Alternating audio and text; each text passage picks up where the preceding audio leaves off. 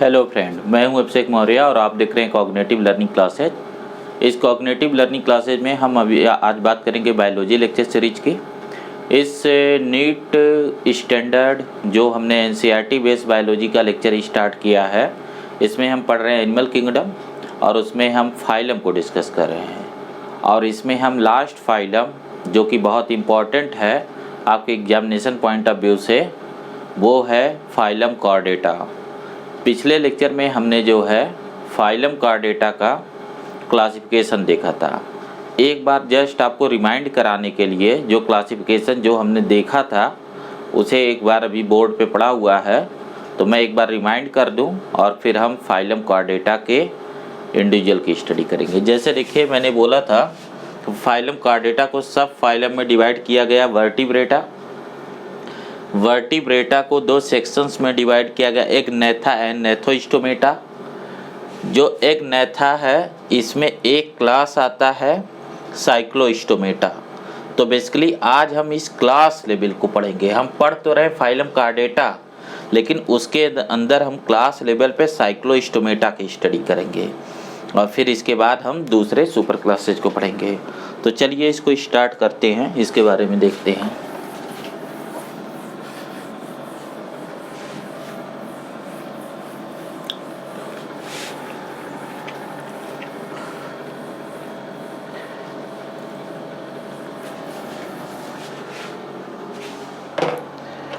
देखिए हमें जो पढ़ना है वो एक क्लास लेवल का टैक्सॉन है। ये है साइक्लोस्टोमेटा। देखिए इसमें स्टोमा का मतलब होता है माउथ, ठीक है। साइक्लो का मतलब है जो सर्कुलर हो, ठीक है। और इन दोनों की मीनिंग्स होती है कि mouth without jaw, mouth without जा। इसमें जा का डेवलपमेंट नहीं हुआ है, ठीक है। जैसे मैंने कल आपको बताया था, फिर से बताता हूँ कि हमारा जो जा है इसका मेन रोल क्या है। जैसे आप किसी भी इसके बाद से, जैसे ये साइक्लोस्टोमेटा के बाद जैसे आपके पास देखिए सुपर क्लास होगी पाइसेज। पाइसेज में सारी मछलियाँ हैं, ट्रू फिशेज हैं, ठीक है। तो इसमें जो आते हैं जैसे ये कार्टिलेजिनस कॉन्ट्रैक्ट स्टाइक थीज या एम्फीबियन, रेप्टिलियन, एप्स और मैमल, सब में माउथ जो है, ये हमारा जो माउथ है ओरल अरफिस, इसके चारों तरफ ये जबड़े लगे हैं, जा लगे हैं। इन जा का मेन काम क्या है कि मैस्टिकेशन। मैस्टिकेशन का मतलब है फूड को च्यूइंग करना, उसे जो है मैकेनिकली छोटे छोटे पार्ट में उसे डिवाइड करना और उसमें सलाइवा को मिक्स करना, तब आप उसे सैल्यूड करते हैं। तो जो हमारी फूड हैबिट है उसमें हम डिफरेंट वैरायटी के फूड को खा सकते हैं, क्योंकि जिसका जा जितना मॉडिफाइड है उसकी फूड हैबिट उतनी डाइवर्सिफाइड होगी। तो हमारा जा एडवांस है तो हम ज़्यादा खा सकते हैं, ज़्यादा टाइप की, चाहे हमें लिक्विड खाना हो, चाहे हमें सॉलिड खाना हो, सेमी सॉलिड खाना हो, उसे हम किसी भी खाने को उसे, क्योंकि जब हम इंगल्फ करते हैं ना खाने को, जो फूड पाइप में जाता वो जाता तो सेमी सॉलिड या लिक्विड फार्म में, ठीक है। तो उसे उस फार्म में कन्वर्ट करने में हेल्प करता है हमारा जॉ, ठीक है। बट ये जो ग्रुप है इसमें जॉ नहीं है। अगर आपके जबड़े इस तरीके से बंद कर दिए जाएं, जैसे कभी कभी होता है, ये जो जॉइंट होते हैं जॉ के ये डिस्प्लेस हो जाते हैं, तो ये जॉ आपका पूरा खुलता नहीं है। और जब ऐसा होता है, जब आपका जॉ पूरा नहीं खुलता है, तो उस सिचुएशन में क्या होता है कि आप सिर्फ एक्स्ट्रा पाइप से लिक्विड फूड को ले पाते हैं। ऐसी कंडीशन कभी कभी मेडिकली आ जाती है, जब ये जॉ यहाँ से मैंडिबल डिस्प्लेस हो जाते हैं, तो उसकी वजह से ये जॉ माउथ पूरा खुलेगा ही नहीं और तब आप लिक्विड फूड पे डिपेंडेंट हो जाएंगे। बिल्कुल इसी तरीके से साइक्लोस्टोमेटा ये लिक्विड फूड पे डिपेंडेंट होते हैं। जो इनका डायग्राम है, इनकी बॉडी जो है इस तरीके से स्ट्रीमलाइन बॉडी होती है और इस पे इर्रेगुलर इस तरीके से फिन्स होते हैं। ये फिन्स हैं जो इर्रेगुलर शेप में होते हैं, पेयर्ड फिन नहीं होते हैं। दरअसल इस क्लास में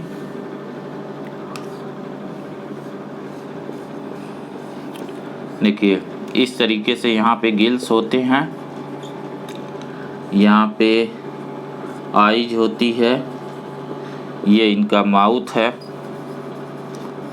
ठीक है।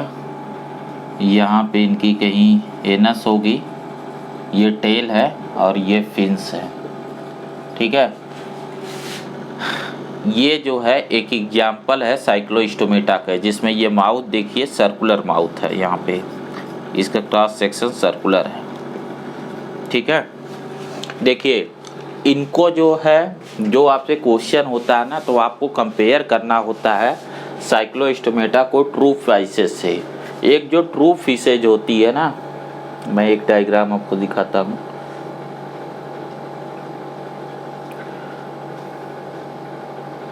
देखिए एक ट्रू फिशेज वो होती है जिसमें एक तो ये पेयर फिन्स होते हैं, जैसे इनको आप बोलते हैं पेक्टोरल और इनको बोलते हैं पेल्विक, ठीक है। और इसमें जो है यहाँ पे ट्रू फिशेज में जो बॉडी होती है वो बहुत सारी स्केल से इस तरीके से कवर्ड रहती है, ठीक है। इस तरीके से बॉडी पे बहुत सारे स्केल्स पाए जाते हैं जिससे बॉडी कवर रहती है। तो ये एक ट्रू फिशेज का कैरेक्टरिस्टिक्स है कि बॉडी में स्केल से कवर होती है, ये स्केल्स होते हैं, और यहाँ पेयर्ड फिन होता है। यहाँ पे फिन इर्रेगुलर है, ये पेयर्ड फिन नहीं है जैसा कि ट्रू फिशेज में है, तो इसको हम ट्रू फिशेज बेसिकली बोलते हैं, ठीक है। यहाँ पे इसके गिल्स का कवर जो है इसे अपर कुलम बोला जाता है, अपर कुलम गिल्स का कवर, इसमें गिल्स कवर है। यहाँ पे गिल्स जो है नेकेड फॉर्म में होती है।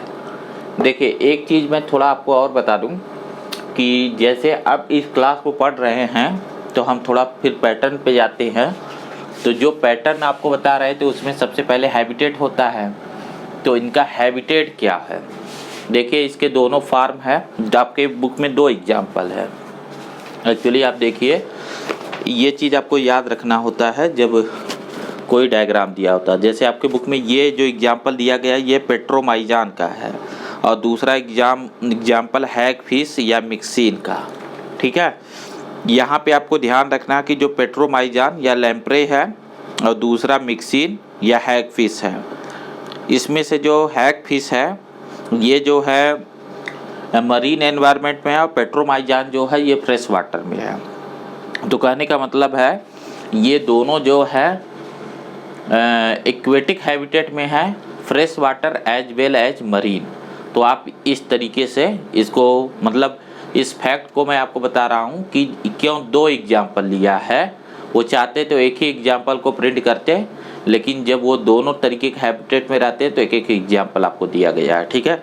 नेक्स्ट वन इसमें देखिए कि जैसे ये सर्कुलर माउथ से जब वो करते हैं, जब ये अपना फूड लेते हैं, तो जनरली ये जो है दूसरी फिशेज पे एक्टोपैरासाइट होते हैं। एक चीज़ आप जानिए कि मैंने आपको बताया था कि पैरासाइट होस्ट रिलेशनशिप होता है। पैरासाइट होस्ट की बॉडी से न्यूट्रिशन लेता है, तो पैरासाइट होस्ट की बॉडी के सरफेस पे है या इनसाइड बॉडी है, इसके बिहाफ पे पैरासाइट 2 तरीके के होते हैं। एक हम बोलते हैं एक्टोपैरासाइट, एक हम बोलते हैं एंडोपैरासाइट। जैसे प्लाज्मोडियम मलेरिया का पैरासाइट वो आपके बॉडी में होता है, जैसे टाइफाइड का बैक्टीरिया है ना, वो हमारे बॉडी में इनसाइड होता है। लेकिन बहुत से एक्टोपैरासाइट हैं जो बॉडी के सरफेस से न्यूट्रिशन लेते हैं और बॉडी में परमानेंटली नहीं रहते, जैसे मॉस्किटो, जैसे कि जो बॉडी लाइस, जो आपके बालों में जुए पड़ते हैं, ये सब एक्टोपैरासाइट के एग्जाम्पल हैं। तो इसी तरीके से ये एक्टोपैरासाइट है, ये अपने होस्ट से उनके बॉडी के फ्लूइड को सक करता है, क्योंकि सर्कुलर माउथ से लिक्विड फूड ही ले सकता है। तो इसके ज़्यादातर मेंबर जनरली ये क्या करते हैं ना, दूसरी जो फिशेज होती हैं उनकी बॉडी से चिपकते हैं और उनके बॉडी से ये जो है जो न्यूट्रिएंट है उनके बॉडी फ्लूइड जैसे कि उनका ब्लड उसको सक करते हैं। ठीक है, नेक्स्ट वन देखिए, एक और चीज़ मैं आपको यहाँ बताऊँ। जैसे एक चीज़ आप जानिए कि जितने भी एक्वेटिक ऑर्गेनिज्म हैं, जितने भी, तो उनमें जो बॉडी होती है ना वो स्ट्रीम लाइन होती है। जैसे ये जो हाइड्रोडायनेमिक्स है ना, इससे क्या होगा कि जब ये आगे की तरफ, ये फिश जब आगे की तरफ स्विम करेगी तो पानी का जो रेजिस्टेंस होगा वो इस शेप पे कम से कम होगा।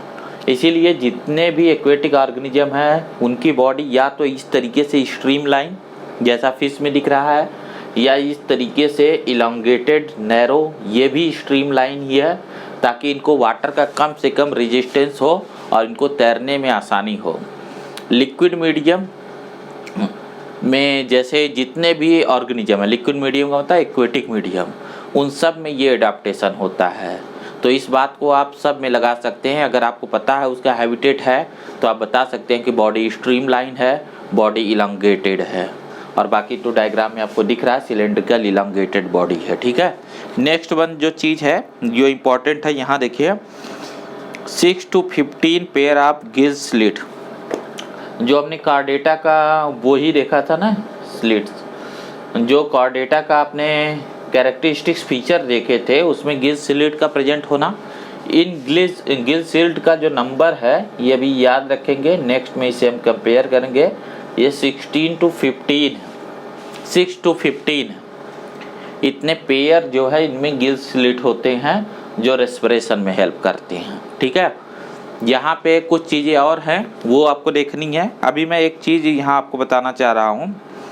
देखिए यहाँ पे सबसे इम्पोर्टेंट चीज़ है स्केल नहीं होना। मैंने बोला ट्रू फिशेज में होता है और यहाँ पे स्केल नहीं होता है और पेयर्ड फिर नहीं होते हैं। दो चीज़ नहीं होने का मतलब ये ट्रू फिशेज नहीं है। इसीलिए जब आपको बोला जाता है हैग फिश, यहाँ जो नेम है ना हैग फिश, तो हैग फिश में ये ट्रू फिश नहीं है, उसके नेम में फिश है लेकिन वो ट्रू फिश नहीं है। इस टाइप के क्वेश्चन पहले बहुत पूछे जाते थे, बट आज भी आपके इन्फॉर्मेशन के लिए बता दूं, ये इसे मिजनोमर बोलते हैं। मतलब एक मिसकॉन्सेप्शन है किसी के लिए कि उसे आप फिश बोल रहे हैं, जैसे जेली फिश आप बोलते हैं, जबकि वो निडेरिया का मेंबर है तो वो कोई फिश नहीं है, वो भी एक मिजनोमर है। ठीक उसी तरीके से हैग फिश जो टर्म है वो एक मिजनोमर है, एक्चुअल में ये फिश नहीं है, ये साइक्लोस्टोमेटा के पार्ट है। ये फिश से पहले की स्टेज है, क्योंकि फिश होने के लिए जो चीज़ें होनी चाहिए थी वो आपने देखा कि इनमें पेयर फिन होना चाहिए था, pair fin, pectoral, pelvic and body पे स्केल होना चाहिए था, और दोनों चीज़ यहाँ एब्सेंट है, तो इसलिए इन्हें ट्रू फिशेज नहीं बोलेंगे। ये एक इम्पॉर्टेंट चीज़ है, वो बार बार आपसे पूछते हैं। नेक्स्ट वन देखिए, इसमें जो चीज़ पूछा जाता है और ये इम्पॉर्टेंट है, cranium and vertebra column are cartilaginous. जैसा आपको बताया गया था कि जो आपका ग्रुप था वर्टिब्रेटा, वर्टिब्रेटा के अंदर ही ये आते हैं। तो वर्टिब्रेटा में क्या होता है कि जो क्रैनियम का मतलब होता है ब्रेन बॉक्स, जिसमें इनका नर्वस सिस्टम हो। अगर ये कॉर्डेटा का है तो पहले वाले फीचर तो यहाँ होंगे ही, dorsal hollow single neural tube, तो उसको प्रोटेक्ट करने के लिए क्रैनियम, क्रैनियम का मतलब ब्रेन बॉक्स, ठीक है, जो ब्रेन को कवर करता है, वो बॉडी में डॉर्सल पोजीशन पे होगा, यहाँ कुछ इस तरीके से, और इस तरीके से ये जो न्यूरल ट्यूब है इसके ऊपर, जैसे ये न्यूरल ट्यूब है, ठीक है, इस न्यूरल ट्यूब के ऊपर देखिए ये न्यूरल ट्यूब है, इसके ऊपर कार्टिलेज की कवरिंग होती है। इस कार्टिलेज के कवरिंग को, ये बहुत प्रिमिटिव फॉर्म का होता है, तो इस ब्लू वालों को नाटोकॉर्डी बोलते हैं, जिसका मटेरियल कार्टिलेज का, और अंदर ये जो ब्लैक वाला है इसे जो है न्यूरल ट्यूब बोलेंगे या नर्वस सिस्टम, जो कि देखिए डॉर्सल इन पोजीशन है, सिंगल है एंड हॉलो है, ठीक है। तो यही कार्डेटा की पहचान है, तो ये फीचर इसमें प्रेजेंट है, इसी वजह से इसे हम कॉर्डेट में रख रहे हैं। ये देखिए ना, ये फेरेंजियल गिल स्लिट भी है, पोस्ट एनल टेल है, डॉर्सल न्यूरल ट्यूब है, नाटोकार्ड है जो कि कार्टिलेज का बना है, मेसोडर्मल वर्जिन का है, ठीक है, और पोस्ट एनल टेल है, और इसमें वेंट्रल हार्ट भी होते हैं। तो वो सारे फीचर प्रेजेंट हैं जो एक टिपिकल कॉर्डेट में होना चाहिए। और साथ में ये वर्टिब्रेटा इसलिए बोलते हैं कि यूरोकॉर्डेटा और सिफेलोकॉर्डेटा में क्या था, सिफेलोकॉर्डेटा में वो नोटोकॉर्ड ही पड़ा रह जाता था, यहाँ नोटोकॉर्ड कार्टिलेज में कन्वर्ट हो गया है, लेकिन वो प्रेजेंट होता है थ्रू आउट बॉडी, यहाँ भी प्रेजेंट होता है, क्रैनियम ब्रेन बॉक्स बनाता है, जबकि सिफेलोकॉर्डेटा में कोई ब्रेन बॉक्स जैसी चीज़ नहीं प्रेजेंट थी, ठीक है। तो यहाँ पे ब्रेन बॉक्स है, नर्वस सिस्टम एक सेंट्रल नर्वस सिस्टम है। तो ये जो है सिफेलोकॉर्डेटा से एडवांस हैं, बट जो फिशेज है जो अभी आप पढ़ेंगे यहाँ नेक्स्ट क्लासिफिकेशन में, उससे इन्फीरियर है। इस वजह से इस फीचर को आपको इम्पोर्टेंस दी जाती है और ये आपसे पूछा जाता है। नेक्स्ट वन देखिए, एक और चीज़ है इसमें, क्रैनियम एंड वर्टिब्रा कॉलम हो गया, सर्कुलेशन इज क्लोज टाइप। आपको ध्यान रखना है कि किसी भी वर्टिब्रेट में ओपन टाइप का सर्कुलेशन सिस्टम नहीं है। जो ही वर्टिब्रेटा शुरू हो गया ना, तो आप आंख बंद करके सब में क्लोज टाइप का सर्कुलेटरी सिस्टम बताएंगे, ओपन टाइप का यहाँ कहीं भी नहीं होता है, ठीक है। तो इसको आप याद रखिएगा। एक बहुत इम्पॉर्टेंट चीज़ यहाँ पे होती है माइग्रेशन, ये एक बिहेवियर है, ठीक है। देखिए माइग्रेशन क्या है। माइग्रेशन एक्चुअल में दो तरीके का होता है।